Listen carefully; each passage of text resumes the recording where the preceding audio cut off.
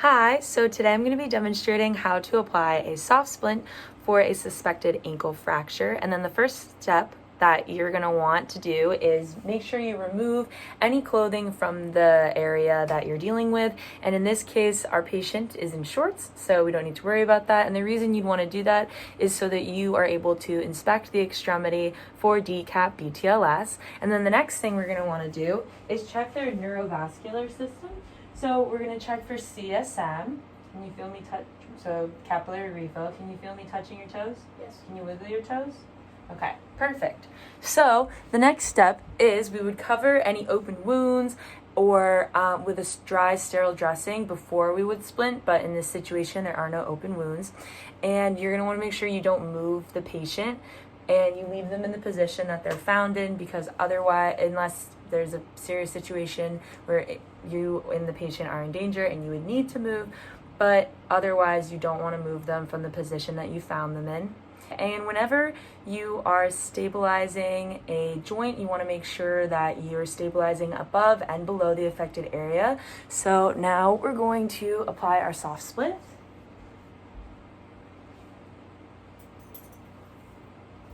Okay. We'll be using a towel and a belt.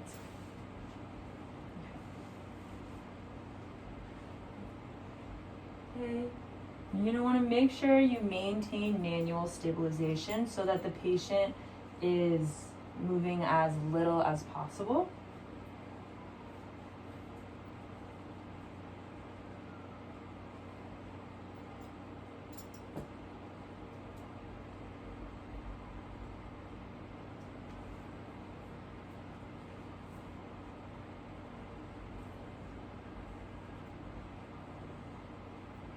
We'll stabilize higher to begin.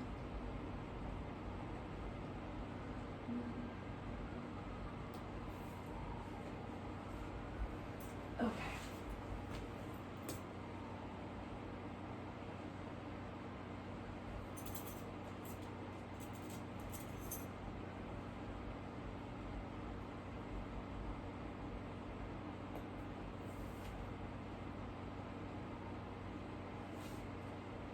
Okay, and then I'm just going to tuck this back under.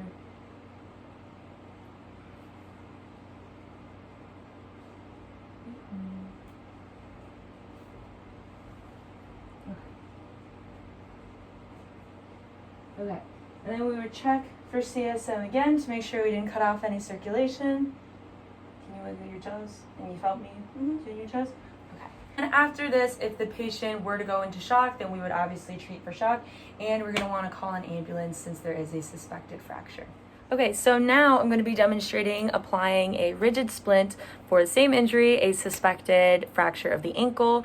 And the difference between the soft splint and the rigid splint is you're always going to want to make sure that you add some padding for the patient, because it limits the pressure that they're feeling there, and also it makes it a little bit more comfortable for them. Okay.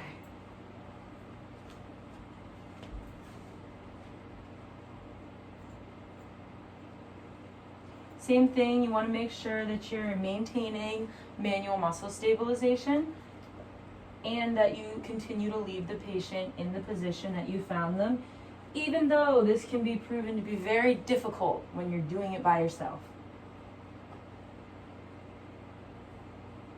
as you can see.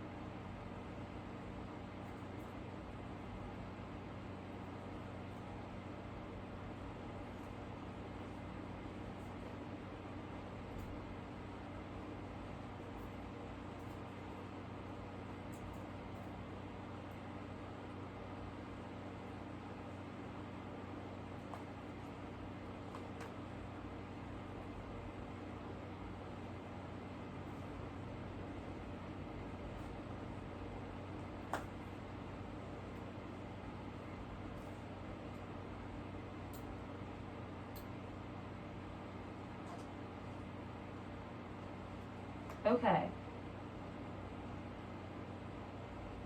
So our rigid splint is on. Splint, and then we have it tied up and then supported at the base of the foot. And then like before, you would want to check for CSM, capillary refill. Can you feel me touching your feet? Can you wiggle your toes? Okay, great. And then same as before, you would want to treat for shock if necessary.